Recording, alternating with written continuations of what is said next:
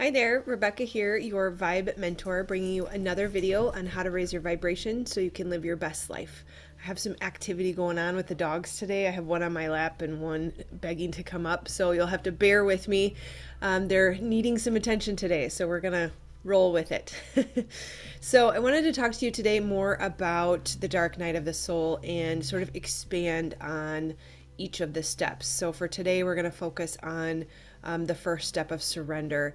I really felt like yesterday's video just didn't give it enough time as far as each step is concerned. And so really expanding on each of the steps and helping you move through this, I think, is critically important. So it's been great response to all of the Dark Night of the Soul videos. And so I want to make sure that I serve you as best I can. So surrender.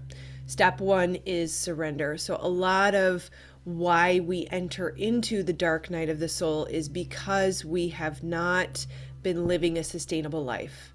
That everything that we have built our life on, the foundation of our life is crumbling and it's not sustainable. And so that's why number one is surrender. Why that step is so critically important is because when we're holding on for dear life to these structures that are not serving us, we're just perpetuating. We're extending the length. We're adding time to our recuperation. And what you resist persists.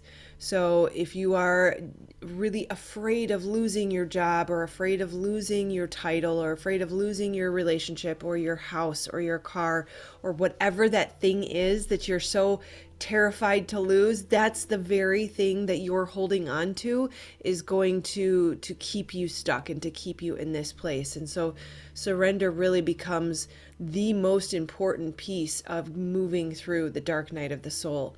And so what do we have to surrender? It's everything. It's everything, because you don't really fully understand what's going to be allowed to stay, and you're not in control. You don't get to pick and choose. And so we have to surrender everything, knowing that we will be cared for. There is an element of faith and trust that has to happen simultaneously with this surrender. Knowing that you are a divine being, that you were created with intention, and that your creator cares about you, and that the birds don't struggle to eat, the trees don't struggle for water, you will not struggle to be cared for either. And you have to have trust and faith in knowing that while society has taught us we have to effort and we have to struggle and we have to remain in control and make sure everything happens and do, that's all wrong. Everything about what we have been trained, what we have been taught, everything that we have been programmed. Essentially, we are computer programs.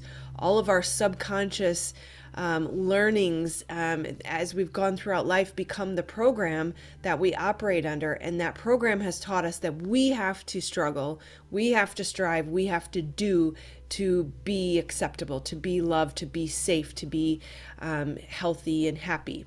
And those things are not true. And so enter into this dark night of the soul knowing that it is happening for you, not to you. It is a gift, that there is a gift in the lesson, and we'll get to how to finding that. And also that you will be cared for, that you will not be allowed to succumb to all of your deepest, darkest fears. We might move through them, but they won't actually happen. That you won't end up homeless, you won't be hungry, you won't be out on the street, that you will always be cared for as long as you remain in faith. And that's the key point, right? You have to remain in faith. So number one is surrender and faith together, right? You have to have the faith that it is safe to surrender. And what are we surrendering? We're surrendering everything. Everything we thought. And that's really, really critical. All of your thoughts are creating your reality. So we have to start to question our thoughts. We have to surrender everything that we believed. We have to surrender every perspective that we chose. All of those things you think you know are what has led to this place. What has led to the dark night of the soul. So we have to surrender everything we think we know. We have to surrender everything that we think is going to make us happy or have thought would make us happy. We have to surrender everything they told us, right? We have to surrender every habit, every idea about the world, every action we thought we had to take, every plan for our life, because, surprise, your life is not your own. And I know that doesn't make any sense just yet, but it will. And as soon as you can surrender to that idea, it will start to get easier. We have to surrender every plan of action that we had for our life. All of the milestones and the 5-year plan and the near term, midterm, long term, all of the stuff the professional world teaches us to do, we think we need to do for our lives, is actually what causes us the heartache. Creates attachment, creates expectation, creates disappointment, creates pain. Life is not linear. It doesn't flow the way we thought it was going to flow. We're not always going to check each box in order that we thought we were going to. So we have to surrender all of those plans. Surrender control is huge, because it's natural to want to feel in control, because it helps us feel a sense of safety and feel a sense of certainty. All those things are natural, and you can have them, but in different ways than what we've done and what has led to this point. We have to remember the definition of insanity is continuing to do the same thing over and over, expecting a different result. So we have to accept that we are in this place now because it's not working. And that's why we have to surrender everything that we've done and let go of the belief that that is how it has to be. And in the surrender, it's like cleaning out a closet. The closet's now empty. There's space for what is new. We have pulled the weed. And so when we pull the weed of the things that are not working, we leave a hole, a gaping hole that is a beautiful spot for a new seed. Right? Like I said, it's the blank canvas, and you are the artist of your life. And we get to do it the right way this time.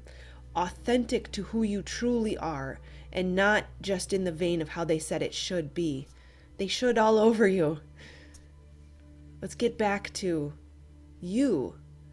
The beauty of all of this and the surrender of everything you thought you knew is it was inauthentic to you. That's why it didn't work. That's why you're here now. And so the authenticity is going to be the fun part, where you get back in touch with who you are and the truth of who you were made to be, your gifts, your talents, your strengths, that gift that the world needs from you. So we can have a plan loosely for our life, but it has to be within the context of the purpose of our life, right? That we have free will within certain parameters, that we can manifest within the boundaries of our purpose. So your heart's desire, the things that you yearn for, truly yearn for from your gut and from your heart, not your ego and your mind. The things that you truly, truly yearn for, that your soul is sick over, that you don't have, the soul sickness of the dark night of the soul, is those yearnings, and that heart's desire was put on your heart because it's part of your purpose. The joy is your compass. Bliss leads you towards your life purpose, towards the thing that you are designed to give to the world, to be of service through. So know that you don't, in the surrender, you're not throwing away everything you've ever dreamed of. You're not throwing away the yearning or the heart's desire. You're throwing away the beliefs, the perceptions, the things the world told you were supposed to do that were inauthentic to you. And in the releasing of those, you will feel free. You will feel lighter. You'll feel happier. You'll feel more fulfilled as soon as you let go of the things that aren't for you and you start to embrace what is for you. It's beautiful, it's fun, and you will start to see the beauty and the fun again. And I understand that in this moment, nothing feels fun, and joy is hard to come by, and I understand that. But know that it is just around the corner, that this will lead to greater joy, greater peace, greater happiness than you've ever seen before. Surrender is not submission. And there's a big piece of the ego that gets tied up in this, right? The surrender is not submission. Submission is submitting against your free will, right? That you're the dog that wants to run free that has to put a leash on. That's not what you're being asked to do. Surrender is willful. It's coming to a place of acknowledgement that I can't do this alone, that what I've done has not been working. There's got to be a new way, that it would be insane for me to continue to try to do what I've been doing, expecting a different result. Surrender is acknowledging. It's just a new perspective. Surrendering what isn't working is not something, you actually don't want to fight against that. In the end, if you really are honest with yourself, you didn't want to keep those things that were inauthentic to you anyways, the things that were causing you pain, sucking your soul dry, causing your soul sickness. Surrender comes from reaching a place of knowing that we can't do it alone, that your Creator had a purpose for you, and that the world around you, the universe, God, the divine, Creator, Spirit, Source, energy, all of these things are conspiring in your favor to push you towards your purpose.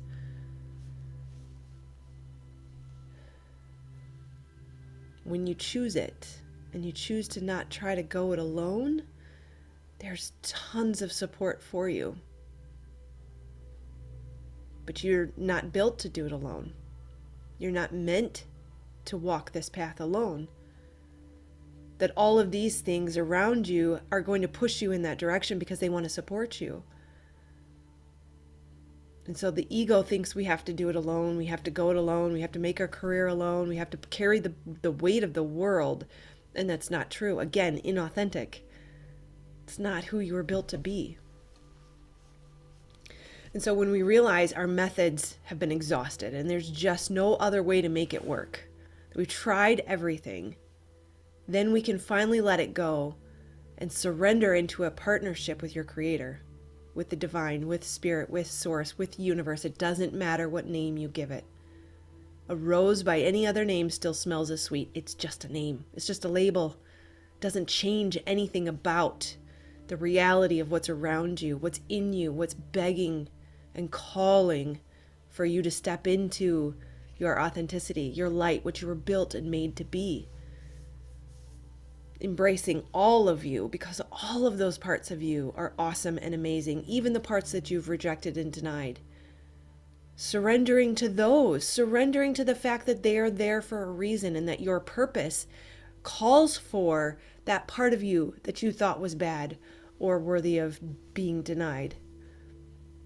Surrendering to the truth of your wholeness, that every aspect of you is beautiful, even if it seems dark, even if it seems wrong, even if the world tells you you're broken, that all of you was needed and you were made with a purpose, every aspect of you. So it's a realization that happiness and joy and peace that we seek can only come when we surrender. It cannot come when the ego's in charge. We won't fully be able to achieve our heart's desire, our soul's needs. That emptiness, that something's not quite right, there must be more, those feelings of just not quite there. No matter how much money we have, no matter how many friends we have, no matter how much we travel the world, no matter how much we indulge in every pleasure, there will always be that tiny bit saying, I'm not quite there. It's not quite enough. And we cannot get to that level of achievement, and it can be achieved. I promise you that. I spent 42 years figuring this out. It can be achieved. You can finally reach, you can quench that thirst.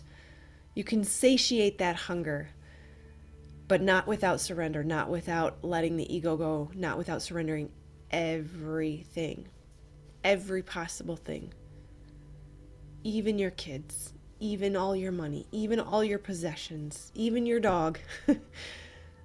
And you surrender it in the sense of saying, if it were taken from me, I would still be okay. If I had nothing, the things that I really need are inside of me.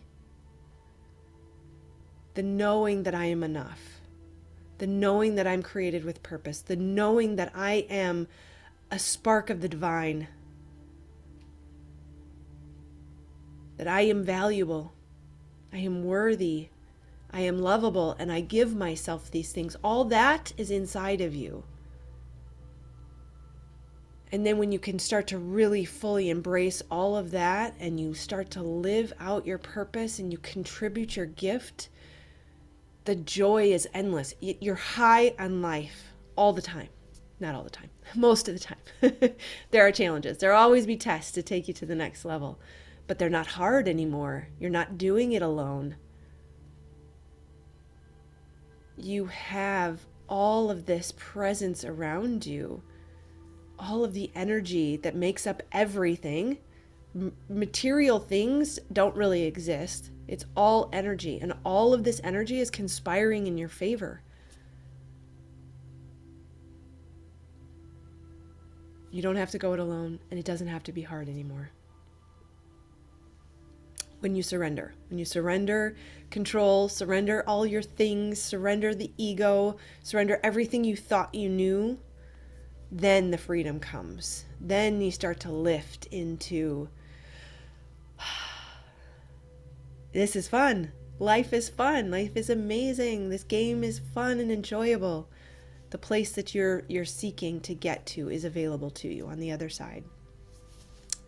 So we surrender our ego because our ego is not smart enough. Our ego can't figure it out. We've tried, right? That's how we got to this place. The satisfaction of the ego is fleeting and unsustainable. The ego has to be given more power and control. It's that insatiable hunger for more.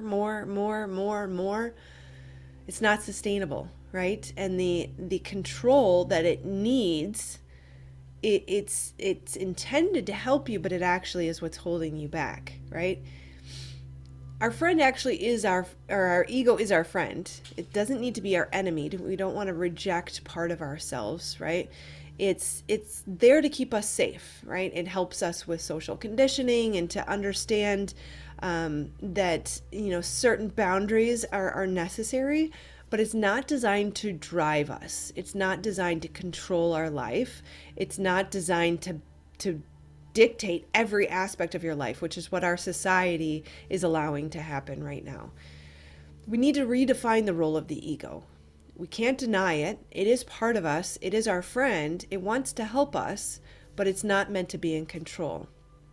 And the ego tends to manifest through thoughts.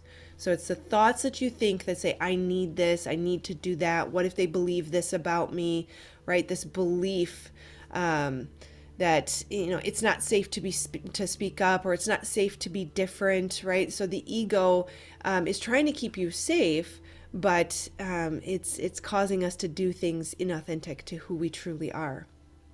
And so when we surrender that, we realize that the physical world is not separate from us. The ego separates us, right? And the ego was necessary for us as a baby to understand, where does the mattress end and where do I begin, right? But it went too far, that it was used to control us. It was used to get you to buy more stuff. It was used to get you to think that your image mattered. And to some extent, we need to take care of ourselves, right? So it's a fine line. We're not rejecting all of it, but we're surrendering its control and the things it thinks it needs that are truly a misperception. It's a misinterpretation of reality, that truthfully, where I end and you begin is a blurry line, and there is no hard line. That we actually are connected, and that separation is the root and the cause of a lot of our pain. That the ego causes pain. That we are not separate. That we are connected, right? As science has proven, right, that a small fraction of what actually exists can be seen. And the perception of duality and separateness is the cause of the pain. That to cherish the ego is to cherish misery. So we have to accept that things are not as they seem, right? And think about the science behind the proof that we are all connected, right? The 100th monkey. In the 100th monkey, if one monkey learns a lesson and he passes it on to all of his friends, once 100 monkeys have understood this lesson, the entire community, the entire collective group of monkeys in that related breed or type all understand that lesson. And so this is communicated through brain waves that actually are outside of the head. And I don't want to get too deep into the science. I love the science. So if you need more science, let me know. I'm happy to share that with you. But another one is the butterfly effect. You know, a butterfly who flaps his wings in Mexico can create a tsunami on the other side of the world. There's science behind this, right? Your mom thinks about you and she's halfway across the world and you decide to call her. There's evidence of this connection, right? So we have to start questioning the ego, start questioning the thoughts, question the perceptions, right? The dark night of the soul is to serve this purpose, to get us to start questioning things again, to not necessarily hold true everything that we always thought was true. And just because it was doesn't mean it is. Nothing is ever always. And I like to tell my Virgo son that. Nothing is ever always. The only thing that is always is change, right? That's the only thing that we can continue to count on, right? So the truth is that we are all connected. Everything is connected. Sifting through my notes here to make sure that I don't forget anything. But there is no denying that we are connected, right? Even the fact that our trauma and our experiences and our beliefs are passed down through generation. Generation after generation after generation will carry in ourselves the memories of trauma, the memory of our experiences and our beliefs. And then, of course, you know, it's nurture versus nature. You know, part of it is what's genetically in us. Part of it is the memories of ourselves. Part of it is the behaviors that our parents used to teach us, right? It's a combination of both. And it's just another piece of evidence that everything is connected, right?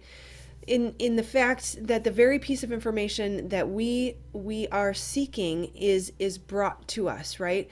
So all we are seeking is connectedness, love, value, worth, right?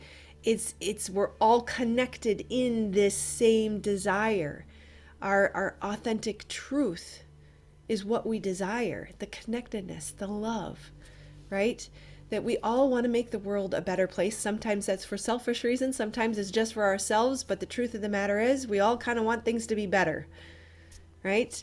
That we all want to feel worthy, to feel valuable, to feel like I matter, right? We all share those desires, and those desires and needs are natural, and you can have them and they can be met in new and different ways. We're surrendering the old ways, the egoic ways of achieving that. We're surrendering to our connectedness, to our divinity, to the fact that we are created with a purpose and the world needs, collectively, we need you.